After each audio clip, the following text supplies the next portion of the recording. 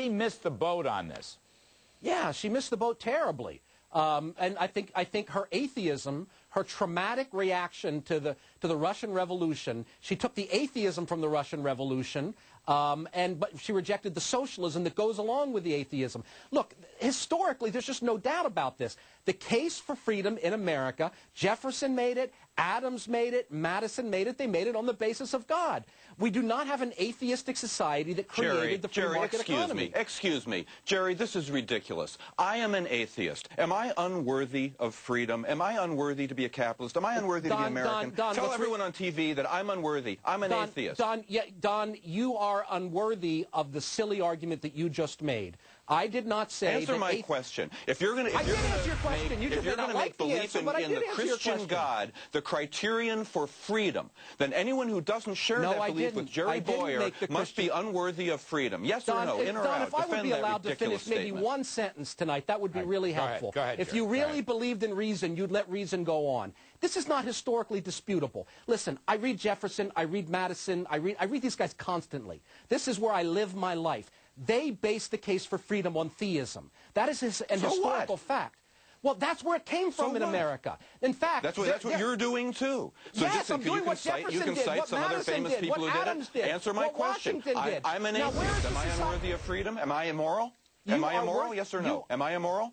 Will you let me answer the questions that you're badgering me with? You are worthy of freedom. Am I immoral? Yes or no? Answer it, please. Yes, you're making an immoral case. Hang on. Now, Go ahead, can I Jerry. please answer your question? Please answer, Jerry. Don, please answer. You have a right to freedom. The Declaration of Independence says why. Because you are endowed by your Creator with an unalienable right to freedom. If you're just an animal who comes about by choice, then how do you get an unalienable right to freedom? If it's not given to you by your Creator, if it's not designed, then it's alienable, just like it is from any other animal. This is a historical fact, Don. You may not like it, but it's the way the world works. I want to raise some other names here because it's fascinating. Not only are her books selling like hotcakes, and there may well be a revival of free market capitalist thinking and the materialistic side, putting aside the issue of her atheism.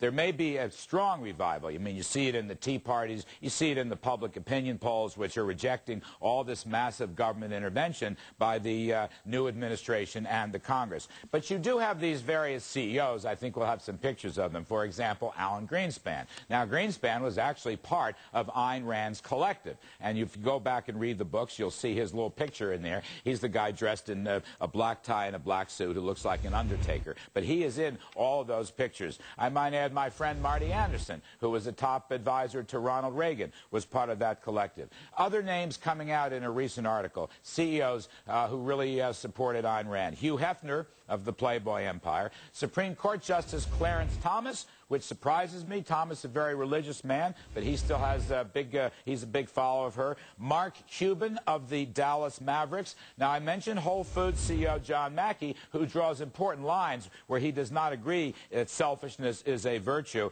And then, let's see, John Allison, who was the former CEO of the BB&T Bank down south. He is a very strong devotee of Ayn Rand, although Mr. Allison and his bank did take $3 billion of TARP money. Now, I want to go to Jerry Bowyer on this.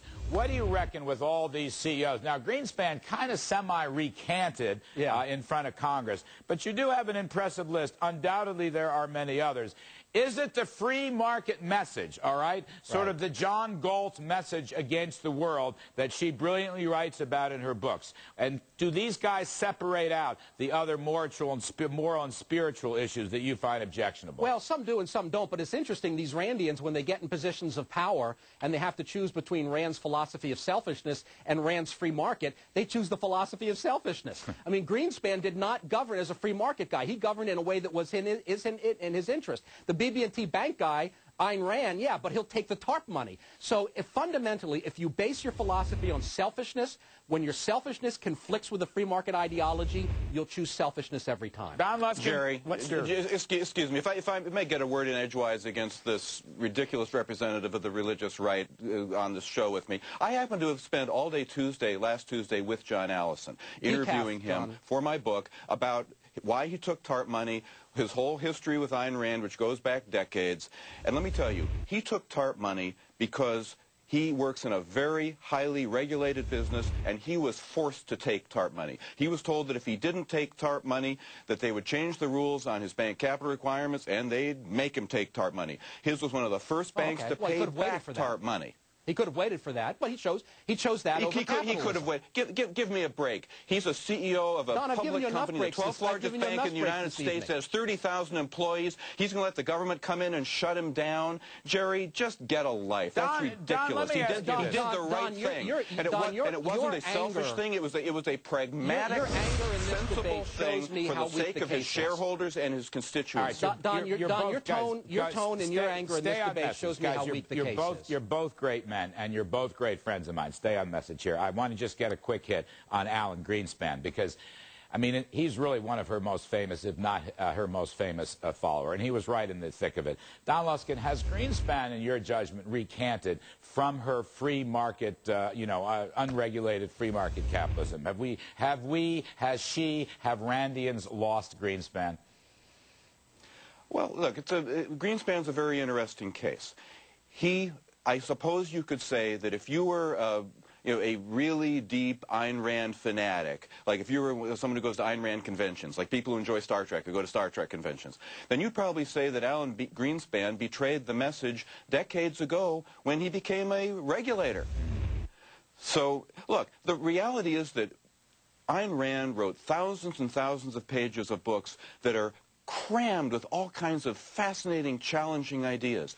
Millions of people have read them. They've picked this from them, they've picked that from them, they've benefited from some, they've ignored others. All the people at BB&T, which is headquartered in North Carolina, they're all deeply religious people who aren't enthusiastic about the atheism message of Ayn Rand, but they've nevertheless built one of the world's most successful banks based on her capitalist philosophy. So Greenspan's no different. Jerry Bowyer, can one agree to like Rand on her free market capitalist and at the same time put aside her atheism? I personally have a lot of problem with that part. I don't see how you run a country. I don't see how you run a society. I don't see how you run your life, and I draw on my own life, without some spiritual, moral, and religious rules of the road. I think that's what God teaches us, and I think that's what the New and the Old Testament teaches. That's why I think charity and helping others is so important, and that's the problem I've always had with Ayn Rand. The late William F. Buckley editorialized very strongly against her for that reason.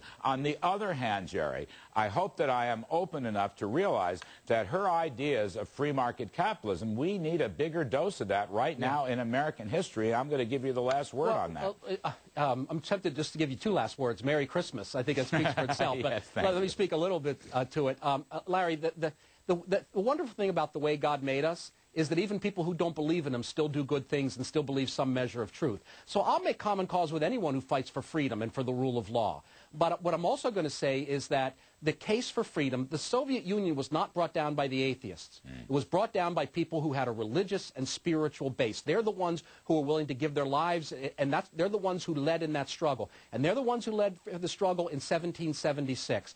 Now, maybe someday there will be a wonderful atheistic society that's free. But so far in history, it's been on the basis of God that men have been willing to lay their lives on the line for the freedom of future generations. Don Luskin, old friend, season's greetings. Thank you for helping me. This is a very controversial but very important subject. Her books are selling like hotcakes. I happen to think it's all about a desire to return to more free market capitalism. Make great Christmas gifts. That's what I think. Jerry Bowyer, old friend, thank you, both of you. Merry, happy, holy Christmas, season's greetings, the whole 9 yards. Thank you for participating tonight. Coming up on the Kudlow Report, inside stimulus spending. Where exactly are those taxpayer dollars going? And are more spend bills coming in 2010? We've got an important update report that you're probably not going to like if you're a taxpayer or an Ayn Randian. You're watching CNBC. We are first in business worldwide.